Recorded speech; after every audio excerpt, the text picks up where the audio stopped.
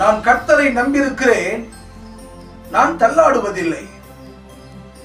கர்த்தரை நம்பியிருக்கிற பிள்ளைகள் எந்த சூழ்நிலையும் அவர்கள் வாழ்க்கையோ குடும்பமோ தள்ளாடி போவது கிடையாது. கர்த்தரை நம்பாதவர்கள், கர்த்தர் பேரில் நம்பிக்கை வைக்காதவர்கள் ஒருவேளை அவர்கள் தள்ளாடி கொண்டிருக்கலாம், என்ன செய்வோம் என்று கலங்கி கொண்டிருக்கலாம். வாழ்க்கையை குறித்தான ஒரு நம்பிக்கை இல்லாதவர்களாய் அவர்கள் வாழ்க்கை இருக்கலாம்.